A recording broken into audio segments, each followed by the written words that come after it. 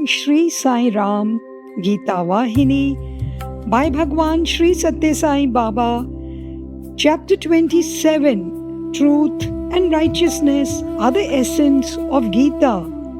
As the tender nature of the body is hidden from sight by the clothes that cover it, the Jivatma or the individual soul, obscured by ahamkaram, egoism, is not able to reveal the splendor of the Brahma Tattvam, divine nature or Godhead, which is its treasured possession, for ahamkaram is at the root of all doshas, defects. It is born in karma or desire. So, the one who is free from desires cannot be affected by ahamkaram. The state of desirelessness is really the state of nirahamkaram or egolessness. And what is moksham or liberation? The state of nirahamkaram. That means you deserve moksham when you break away from Krishna pasanam or bond of desire. Men engage themselves by and large in karma or activities prompted only by the phalapeksha or the desire to benefit from the results. They withdraw from acts that bring no benefit, but the Gita condemns both attitudes, for whether the result follow or not, one cannot escape the obligation of the active, that is engaged in karma. Man cannot completely give up activity. How then can man avoid being caught up in the doshas of the karmas or actions? The Gita teaches that karma phala tyagam, giving up all attachments to the fruit of actions, as the greatest sadhana designed for this purpose. Whether desired or not desired, hoped for or not hoped for, every act ends in some consequence, if not immediately, at least after some time. It is inevitable. The consequence may be good or evil, but if the act is dedicated to the Lord, no doshas will affect the doer. By that sacrament of dedication to the Lord, the deed is transmuted into a higher order and made divine, holy, sacred. On the other hand, acts performed under the inspiration of the ahamkaram or egoism will be fraught with doshas. Those who are sincerely seeking to realize God, to achieve Him, have to become vanchashunya or free from the taint of desire. That is to say, become mamakara shunya, devoid of the feelings of I and mine. Then you attain moksham or liberation. That is the achievement of the goal of life. That stage knows no joy or grief. It is above and beyond them both. Krishna willed that his friend and devotee Arjuna should reach that state, and so he endeavored to save him by teaching him the ways and means through a variety of methods. Moreover, he used him as an instrument to grant this precious gift for the good of all humanity. Before concluding the sacred council, Krishna addressed Arjuna and said, "Give up all dharmas or responsibilities, duties, thoughts and actions that are appropriate for us and surrender to me. I shall liberate you from all sins." That is to say, give up mamakaram or minus, the sense of possession, and abhimanam or attachment, body consciousness. Destroy the ahamkaram or the identification of the self with the body and get firm in the belief that all this is Paramatma and not else, and surrender to Him. This is true surrendership. In that state, there will be no sankalpas and vikalpas, certainly and uncertainty. He has to follow the Lord's commands. He has to accept His will, be happy wherever He has placed him, however He has shaped him. He keeps himself far from the discrimination of righteous and unrighteous acts, but does all acts equally without expecting any reward. That is the sum of this kartavya or duty. Some dry Vedantins and idler devotees decked with strings of beads take advantage of this teaching of Lord Krishna to give up all dharmas and this assurance that he will liberate them from all sins, idly stretch their legs and loll with closed eyes. They shirk their legitimate duties but eat, sleep, and roam about as much as they like or can. They do not discriminate between what is good and what is bad. Their excuse is that the Lord has commanded them to transcend dharma.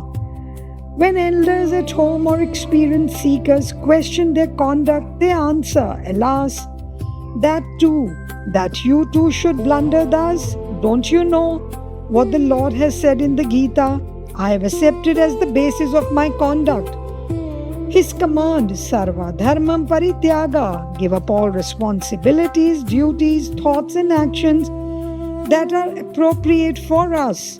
I have no need for advice from persons with lesser authority.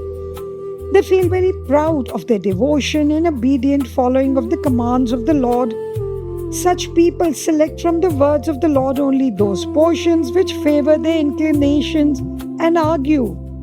The words before and after are conveniently ignored, though they are inseparable portions of the same injunction. They ignore the vital part of the command in spite of the claim to be staunch votaries of the Gita. Giving up all dharmas, mam ekam sharanam vraja, says the Lord, that is, surrender to me alone. Have thy surrendered thus? No. For they had surrendered so, they would not have neglected their legitimate duties. They would not have fallen prey to the demands of food and sleep. Such men are glorious only in gossip. They are great only in glittering.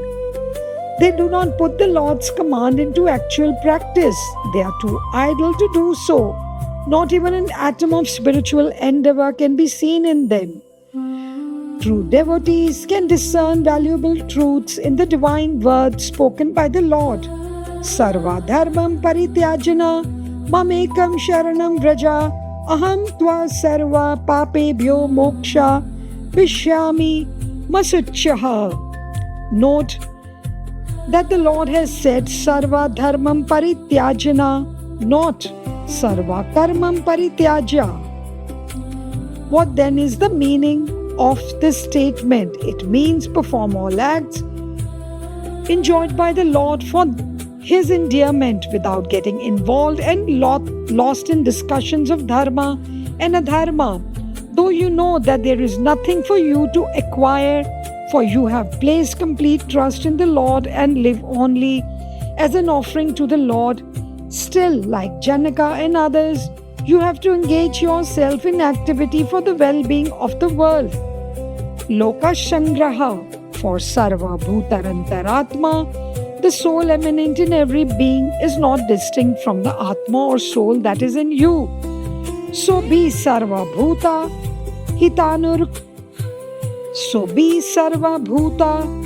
Hita Anurakta, that is to say, eager to promote the well-being of all beings, perform all acts enjoined by the Shastras or scriptures for this sake, in the spirit of dedication, with no eye on the fruits thereof. Thus, this is the true Nishkama Karma. So, understand the Gita well and observing its injunctions, establish yourself in the attitude of Nishkama Karma. Do all duties as acts of worship.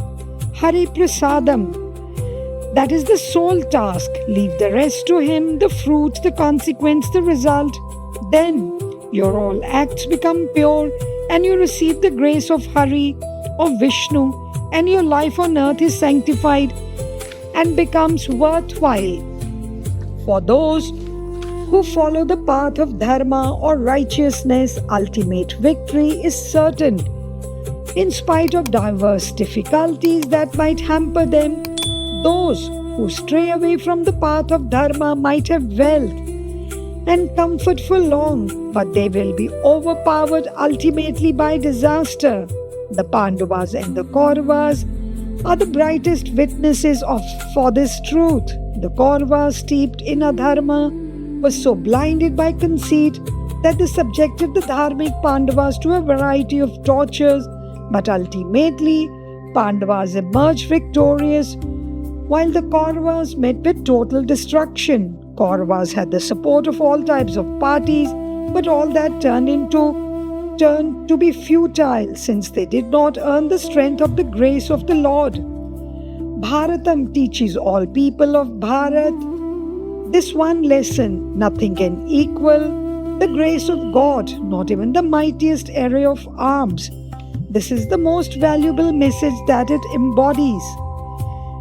The Gita Bhavanam, or mention of Gita of the Bharatam, is Shodham, nectarous essence or mansion of Satya, truth, and Dharma, righteousness. Study Gita with Shraddha, faith and Bhakti, devotion.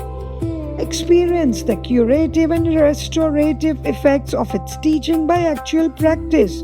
For such, the Atma Rama, or the Atma so full of the spring of sweetness and bliss, will be ever present as a reality.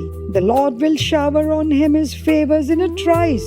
Pray to the Lord, who has entire universe in him, and you can certainly become master of the Asta Aishwarya Sampada, 8 treasures which give happiness here below, that is on earth, and what is even more desirable is Kevalyam, or liberation, which is the fountainhead of Satya Anandam, or eternal and true bliss, and Satya Jnanam, true enlightenment. Why wander about for ghee, clarified butter, when you have butter with you? When you surrender to the Lord and obey His commands implicitly in each and every act, one need not yearn separately for moksham or liberation. He knows best what you should get and when. He will confer what you deserve and can benefit from.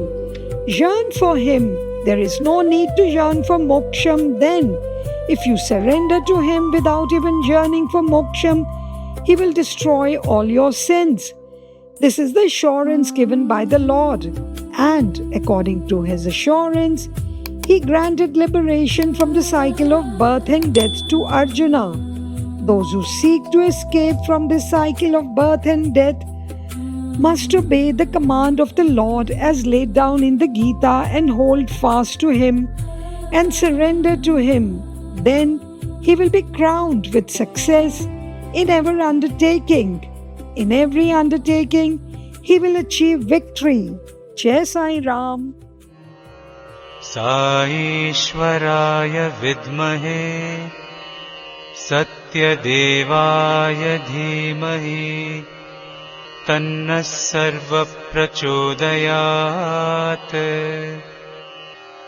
Om Saishwaraya vidmahe Satyadevaya dhimahi Tanna sarva prachodayat. Om Saishwaraya vidmahe Satyadevaya dhimahi Tanna sarva prachodayat. Om